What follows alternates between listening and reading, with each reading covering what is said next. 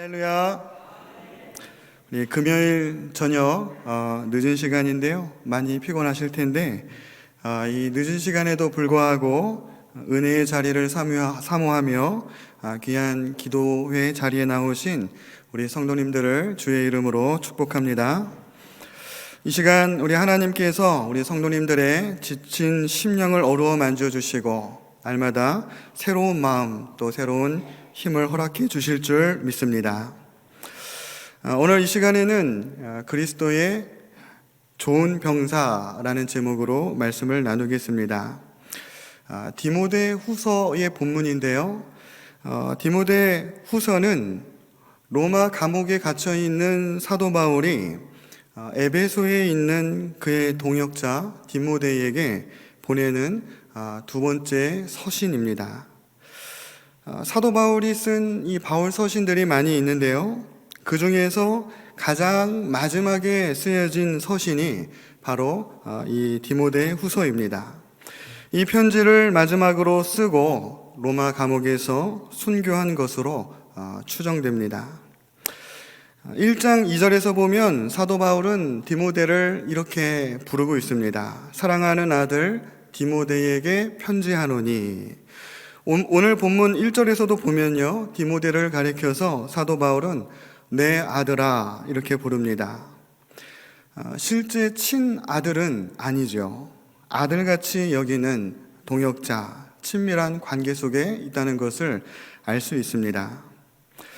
또 4장에서 보면요, 디모데에게 이렇게 얘기를 합니다. 너는 속히 빠른 시일에 내게로 와주기를 바란다. 너는 소아시아 에베소에 있지만 내가 있는 이곳 로마로 빨리 와주기를 바란다며 조금은 다급한 목소리로 디모데를 부르고 있습니다. 아마도 사도 바울은 지금까지 표대를 향하여 하나님께서 부르신 그 부름의 상을 향해 힘차게 달려왔는데 그 표대가 이제 얼마 남지 않았음을 직감하고 있는 것이죠. 나의 달려갈 길을 다 마치고 이제 나는 하나님 나라 안에서 주 품 안에 안겨서 참 안식을 누리게 될 것이지만 이 땅에 남아서 아직 해야 할 일이 있는 어린 디모데에게 해주고 싶은 이야기가 많았을 것입니다.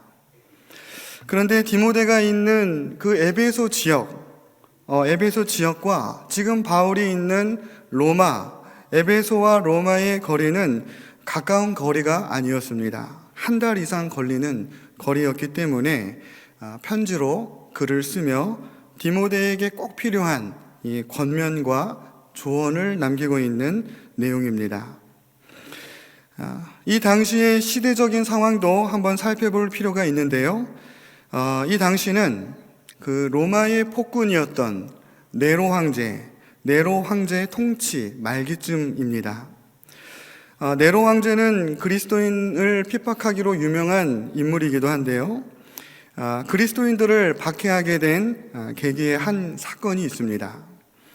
AD 64년경에 로마의 어느 한 기름 창고에서 불이 나게 되는데 이 불길이 삽시간에 시내로 번지게 되면서 한 도시 전체가 불바다가 된 로마 대화재 사건이 일어나게 됩니다. 말할 수 없는 막대한 피해를 입게 되었고 로마 시민들은 절규와 분노로 가득 차게 됩니다. 누군가에게 이 책임을 물어야 되겠고 또 전가해야 되겠는데 이때 당시 가장 만만하고 눈에 거슬렸던 집단이 있었는데 그 집단이 바로 그리스도인들이었던 것이죠. 우리에게도 이와 비슷한 아픈 역사가 있는데요. 1923년 일본의 관동 대지진이 일어났을 때 그 지진의 여파로 대화재가 발생했고 수많은 사상자가 나오게 됩니다. 이때 일본도 유언비어를 퍼뜨리게 되죠. 조선인들이 폭동을 일으켰다. 방화범은 조선인이다. 조선인이 우물에 독을 넣었다 하는 등등의 이 유언비어를 퍼뜨리면서 일본에 거주했던 조선 사람들을 학살하는 사건이 일어났습니다. 이와 같이 로마의 대화재 사건의 주범을 그리스도인들의 소행으로 몰아가면서 로마에 있는 그리스도인들을 붙잡아서 핍박하고 고문하고 박해하면서 학살했었던 그런 역사적 상황 가운데 있습니다. 그렇기 때문에 이 당시에 그리스도를 믿고 신앙생활을 한다는 것은 쉽지 않은 일이었습니다. 목숨을 걸고 목숨과 맞바꾸는 것이었죠. 감옥에 gat혀있던 바울의 현 상황이었고요. 그리고 당시 그 디모데가 있었던 곳은 소아시아인데 소아시아의 교회들마다 내부적으로 골치 아픈 문제들이 있었는데요. 오늘날 그 신천지의 모습과 같이 유사한 그 영지주의 사상이 교회 내 침투하고 그들의 세력들이 점점 커져가면서 교회 내적으로는 복음 진리가 위협을 받고 있는, 그래서 교회 안팎으로 신앙을 지키기 어렵고 복음을 전파하기 어려운 그런 상황 가운데 놓여 있었습니다. 이러한 시대적 배경인 것을 참고하면서 오늘 본문을 내용을 좀 살펴보도록 하겠습니다. 1절, 2절에서 바울은 디모데에게 이렇게 권면하고 있는데요. 교회 안팎으로 복음 전하기가 참 어려운 시대, 어려운 상황 가운데 있지만 그럼에도 불구하고 복음을 전파하는 일꾼, 사역자를 키우는 것, 이것을 중요하게 여기고 사역자를 양성해야 할 것을 권면하고 있습니다. 그래서 이 거룩한 복음의 능력이 여기서 멈추지 않고 계속 흘러가야 한다는 내용입니다. 3절부터 6절에서는 복음을 전하는 이 사역자를 양성해야 하는데 주의 일꾼을 아무나 세우는 것이 아니라 이 사역자의 바른 자세, 또 자질에 대해서 설명하고 있는데요. 좋은 병사, 또 경기하는 자, 수고하는 농부, 이렇게 세 가지 비유를 들어서 주의 일꾼의 마음가짐은 이래야 된다 하는 것을 가르쳐주고 있습니다. 이 세 가지 비유에 대해서 잠깐 살펴보면 첫 번째, 복음 전하는 사역자는 이 그리스도 예수의 그 좋은 병사가 되어야 한다는 것입니다.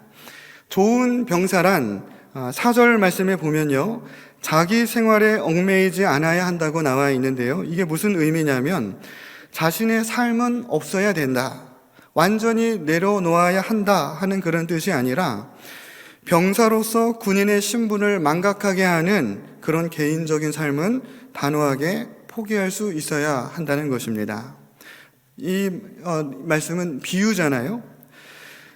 그리스도 예수의 좋은 병사는 우리의 정체성을 의미하기도 합니다. 우리는 하나님의 거룩한 백성이죠. 그렇기 때문에 세상과는 거룩한 구별됨이 있어야 되는 것이죠. 그래서 하나님께서 우리에게 십계명, 율법을 우리에게 주셨습니다. 그런데 하나님 말씀을 지키지 못하게 하고 거룩한 하나님의 백성으로서의 정체성을 잊어버리게 한다면 우리는 삶 속에서 그러한 요소들을 과감하게 버릴 수 있어야 한다는 것입니다. 이러한 자기 생활에 얽매이지 않아야 한다는 것이죠. 또 병사로 모집한 자를 기쁘게 한다는 말씀도 있는데요. 하나님께서 우리를 지으시고 세상에 보내신 것은, 우리가 이 땅에 태어나 살아가는 이유는 오직 하나님 영광을 위해서 존재하는 이유이며 목적입니다. 우리를 부르셔서 이 땅에 파송한 주님을 기쁘게 하기 위함이라는 것입니다. 3절에 보니까 또 사도 바울은 이렇게 얘기하고 있습니다. 좋은 병사로 나와 함께 고난을 받으라. 우리가 그분의 뜻대로 살아간다면, 주의 뜻을 따라 살아간다면 고난을 마주하게 되는 것은 지극히 자연스러운 일이라는 것입니다. 왜냐하면 사단 마귀는 우리가 주님과 함께 있고 또 주의 복음이 확장되어져 가는 것을 무척이나 싫어하기 때문이죠. 무슨 수를 써서라도 막으려고 할 것입니다. 그래서 우리가 은혜의 자리에 있으려고 하면, 또 교회 안에서, 가정 안에서 거룩한 역사가 일어나려고 하는 그런 자리에는 어김없이 악한 영도 역사하려고 합니다. 그래서 시험이 찾아오고 또 분란도 일어나고 이런 어려움을 겪게 되는 것은 지극히 자연스러운 일이라는 것이죠. 이런 시련이 찾아온다면, 이런 어려운 분란이 갈등이 생긴다면 우리는 거기에서 흔들리거나 무너지는 것이 아니라 잘하고 있구나, 잘하고 있기 때문에 사단이 역사하려고 찾아오는 시험이구나, 이렇게 생각하시면 되겠습니다. 그리고 그 시험, 어려움을 신앙 안에서 우리가 잘 극복하고 이겨냈을 때 우리에게 갑절의 은혜가 임하게 되고 우리의 믿음은 더욱 견고해질 수 있는 것입니다. 5절에 보시면 경기하는 자의 비유가 나오는데요. 만약 올림픽에 출전하는 선수들이 이 올림픽 경기의 규칙을 무시하고 경기에 임한다면 어떤 일들이 일어날까요? 실격패를 당하게 되겠지요. 승리의 면류관을 쓸 수 없습니다. 이 비유를 통해서 주는 교훈은 우리가 규칙을 잘 알고 있어야 한다는 것입니다. 그리고 결과만이 중요한 것이 아니라 과정도 그만큼, 결과만큼 중요하다는 뜻이기도 합니다. 우리는 하나님 나라의 규칙, 또 하나님 나라의 창조 질서를 정확하게 분명하게 알아야 합니다. 복음을 전하는 자도 전도하는 과정이 무척이나 중요합니다. 거룩한 자녀로서 그에 합당한 삶을 살아야 한다는 것이죠. 예를 들어 예수님께서 서로 사랑하라고 우리에게 말씀하시죠. 가르쳐 주시죠. 말로만 사랑하는 것이 아니라 삶과 행동으로, 사랑을 실천함으로 구별된 삶을 살아가야 한다는 것입니다. 우리가 입으로는 주를 시인하고 사랑을 말하면서 행함이 반대가 된다면 하나님의 이름을 망령되게 하는 것이 될 수 있고, 우리의 목적은 복음이 전파되는 것인데 오히려 복음을 방해할 수 있다는 것입니다. 걸림돌이 될 수 있다는 것이죠. 복음에 합당한 삶을 살면서 예수 복음을 우리는 전파해야 한다는 것입니다. 그리고 수고하는 농부에 대한 비유가 나오는데, 복음 전도자는, 성도는, 사역자는 농부와 같은 마음, 수고하는 농부와 같은 마음을 가져야 합니다. 농부와 같은 마음은 어떤 마음일까요? 농사일이 매우 고되지요. 얼마나 이 농사일이 힘든지 성경에서는 이렇게 표현합니다. 울며 씨를 뿌린다, 이렇게 표현을 할 정도입니다. 땅을 기경하고 씨를 뿌리고 열매가 맺어지기까지 이 농부의 고된 수고와 땀, 인내가 필요한데, 그러나 이렇게 힘든 고된 일이지만 이내 추수할 때가 찾아오고 풍년이 되어서 많은 열매들, 결실들을 맺게 되면 이전에 힘들었던 것, 고됐던 것들은 다 사라지고 눈 녹듯이 사라지고 기쁨이 넘치게 됩니다.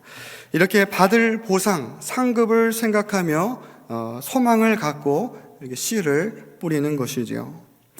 이처럼 복음을 전하는 자도 농부의 마음처럼 추수 때, 그때의 소망을 가지고 눈물로 씨를 뿌리는 것입니다. 농사가 쉽지 않은 것처럼 복음을 전하고 전파하는 것도 쉽지 않아요. 한 영혼에게 이 복음의 씨앗을 뿌린다고 하는 것은 우리 교회 한번 나와봐, 예수 한번 믿어봐, 예수 믿어라, 이렇게 말로만 한번 하고 끝나는 것이 아니라는 것입니다. 복음의 씨앗을 뿌린 후에 농부의 마음으로 씨앗이 이 옥토에 잘 뿌려졌는지 관심 있게 지켜보고, 거기서 그치는 것이 아니라 땅속에서 잘 발아하고 있는지, 줄기가 나오고 있는지, 물이 부족한지, 물이 넘치지는 않는지, 적절하게 햇볕을 잘 쬐고 있는지, 자라고 열매가 맺어지기까지 노심초사하며 지켜보는 것입니다. 농부의 마음은 이런 마음이겠죠. VIP 초청주일에 한번 와보라고 말을 건네고 끝나는 것이 아닙니다. 씨를 뿌렸으니 이제 시작이 되는 것입니다. 그 영혼을 내 마음에 품고 위에 기도하고, 또 그 영혼이 주님과 친밀한 관계 속에 있을 때까지 관심을 가지고 돌보는 것이지요. 이러기 위해서는 나의 시간이 필요하고 또 물질도 필요하고 뿐만 아니라 영적으로도 정신적으로 영적 에너지를 쏟아 붓는 일이 됩니다. 어느 성도님이 계세요. 작년 초청주일 때에 품었던 영혼이 있었습니다. 그 영혼이 우리 교회에 나왔어요. 한동안은 교회에 잘 나오는 듯 하다가 어떤 개인사가 있는지 시험이 들었는지 전화를 걸어도 받지 않고 교회에 나오질 않는 겁니다. 하나님 품에서 멀어져가는 그 영혼을 보면서 너무 마음이 아팠다고 합니다. 그 영혼을 포기할 수 없어서 오랫동안 기도했는데 1년 뒤에 다행히 연락이 되었고 1년 만에 교회에 다시 나오게 되었을 때 너무 기뻐가지고 자랑하는 거지요. 다시 찾아와준 그 영혼에게 대한 그 고마움이 넘치고 또 기도에 응답하여 주심에 하나님께 너무 감사하고 미안한 마음 여러 가지 만감이 교차하면서 감동의 눈물을 흘리시는 거예요. 그 아름다운 눈물을 보면서 한 영혼을 이렇게 품어야 되겠다. 너무 감사하고 은혜가 되었습니다. 지금까지 이 세 가지 비유의 내용으로 복음을 전하는 사역자를 양성해야 한다고 사도 바울은 권면하고 있는데 그 거룩한 사역자 양성소가 우리 바름교회가 될 수 있기를 주님의 이름으로 간절히 소망합니다. 이 시간에 나누려고 하는 핵심 내용은 사실 1절과 2절에 있는데요. 먼저 1절에서 사도 바울은 아들로 여기는 디모데에게 이렇게 얘기하고 있습니다. 1절 말씀 보시면 내 아들아 그러므로 너는 그리스도 예수 안에 있는 은혜 가운데서 강해야 된다고 합니다. 강해야 훌륭한 그리스도 예수의 좋은 병사가 될 수 있는 것이죠. 디모데는 평소에 그 영적 멘토인 이 바울을 굉장히 많이 의지했어요. 아버지처럼 따랐죠.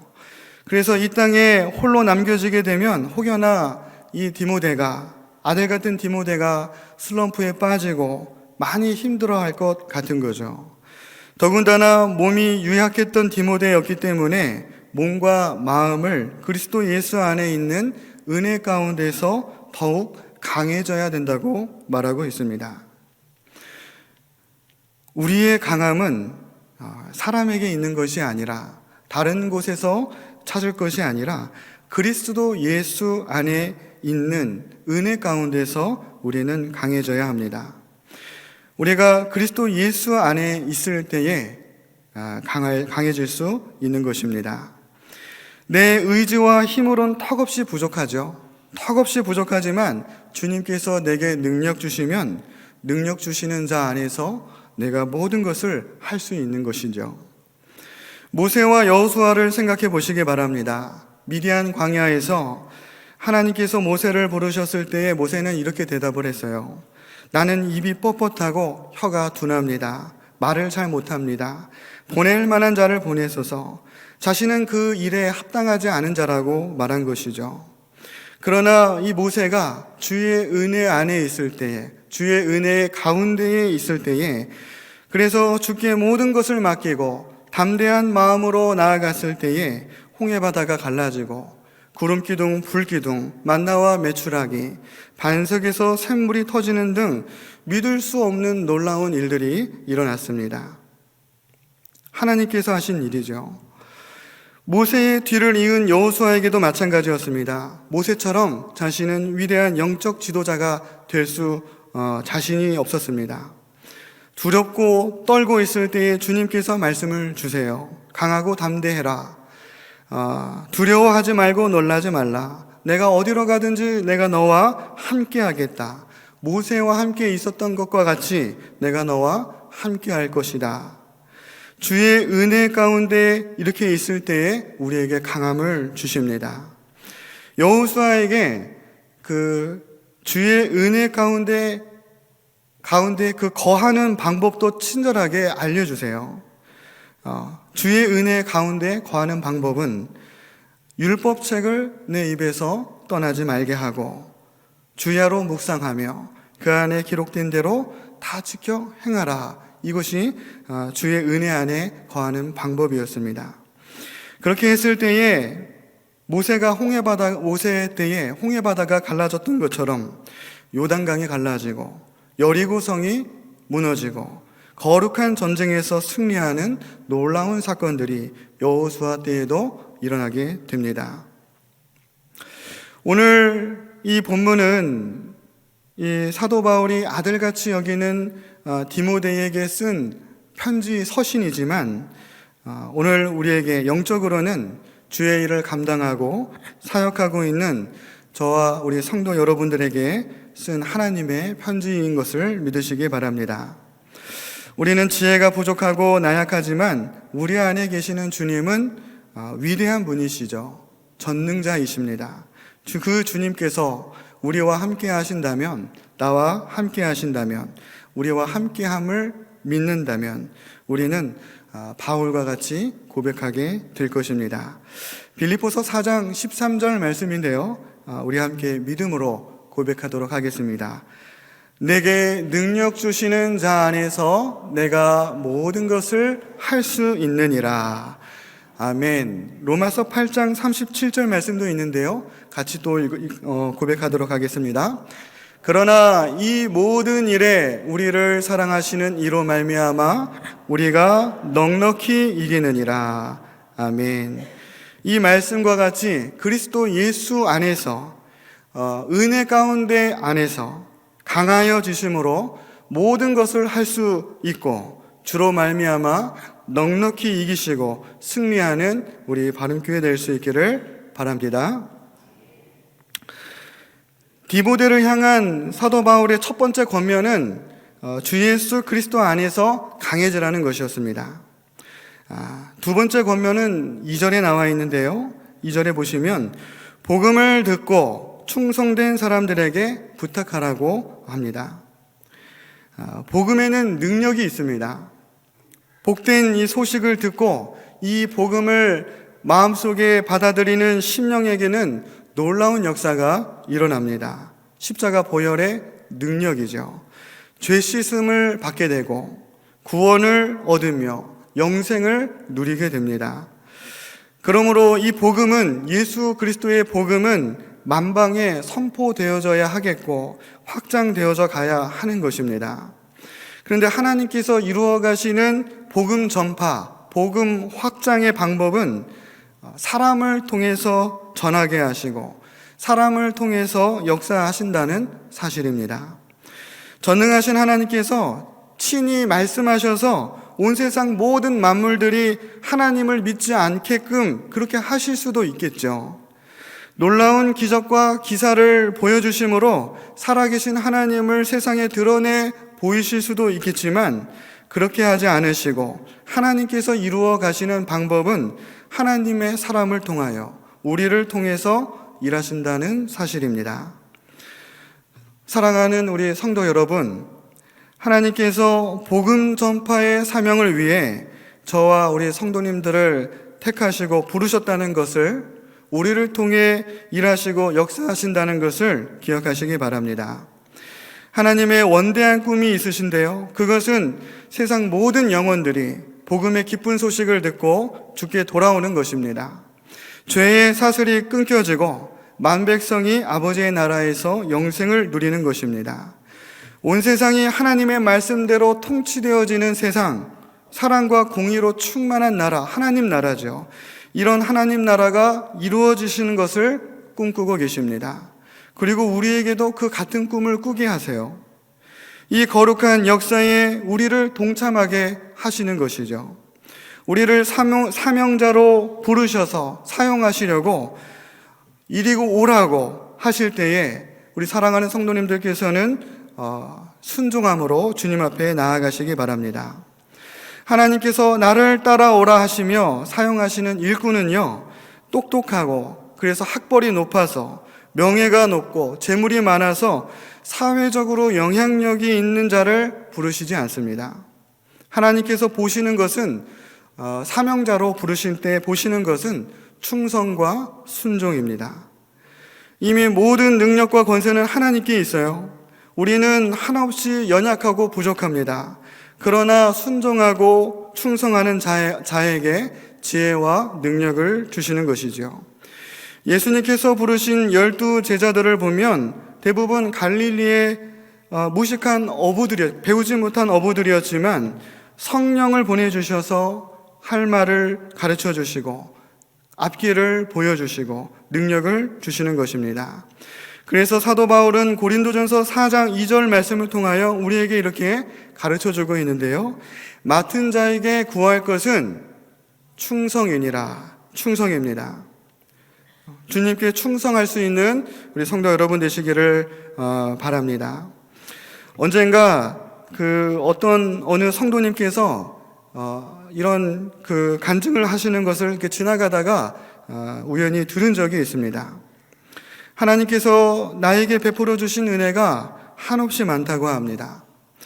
내가 간구하는 것마다 하나님께서는 다 응답하여 주셨고 받은 복을 세하려 보니 너무 많아서 세하릴 수가 없다는 것이죠. 지금까지 내 건강을 지켜주셨으며 하나님께서는 가정과 자녀들의 앞길을 책임져 주셨습니다. 부족하지 않게 땅에 기름진 복도 허락하여 주시고 생업을 축복하여 주셨음에 날마다 감사하다는 것입니다. 그래서 하나님을 위해 교회를 섬기고 봉사하는 일이 얼마나 감사하고 기쁜지 모르겠다는 거예요. 하나님께서 내가 너를 사용하겠다고 말씀하시고 나에게 오라고 명령하시는데 어떻게 내가 이렇게 받은 은혜가 너무 많은데 어떻게 감히 내가 싫다고 하고 거절할 수 있겠냐는 것이죠. 양심이 있다면 거절할 수가 없어요. 당연히 순종해야죠. 당연히 우리 주님께 충성해야죠. 주의 일을 기쁨으로 감당하면서도 기대를 갖게 된다고 합니다. 과거에도 한없는 은혜를 부어주셨고 현재 지금도 여전히 복을 부어주시고 계시며 앞으로도 얼마나 큰 복을 내게 내려주시려고 하시는지 이렇게 저를 불러주시고 사용하여 주시는지 섬기며 봉사할 기회를 주시는지 너무 감사하고 앞으로도 너무 기대가 된다고 합니다. 이 간증의 고백이 저와 우리 성도님들의 믿음의 고백이 될 수 있기를 바랍니다. 우리 사랑하는 성도 여러분, 주님께서 우리에게 부어주신 은혜는 한이 없습니다. 아파 보아야 건강을 주신 것에 감사하게 되고요. 호흡, 숨 쉴 수 있는 것도 얼마나 감사한 일인지 모릅니다. 받은 은혜를 세어보려고 그 은혜에 세하려 보시고 그 은혜에 감사하실 수 있기를 바랍니다. 우리 주님께서 내가 너를 사용해야 되겠다, 나를 따르라 이렇게 명하실 때에 감사가 없으면 정말 하기 싫지요. 억지로 하는 것은 은혜가 되지도 않을 뿐더러 하나님께 영광이 되지도 않습니다. 감사로 충만할 때에 나에게 맡겨주신 사역에 기쁨이 넘칠 수 있고요. 열매도 풍성하게 맺을 수 있는 것입니다. 착하고 충성된 종, 그리스도 예수 안에 좋은 병사, 십자가 군병이 되어서 귀하게 쓰임받는 우리 바름교회, 저와 우리 성도 여러분 되실 수 있기를 주의 이름으로 간절히 축원합니다.